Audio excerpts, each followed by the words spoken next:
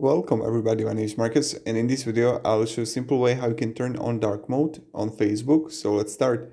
The first thing you want to do is when you're going to be on Facebook, go to the right top corner to the menu, and right here when you're going to be on menu, you want to go to settings and privacy, and now you're going to see dark mode here. Click on it, and right here you have options to go on, and this is how you do it.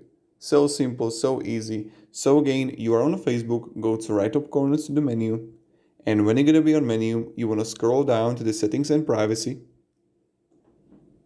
and then click on dark mode, and on dark mode, you just want to press on. And this is how you can simply turn on dark mode on Facebook.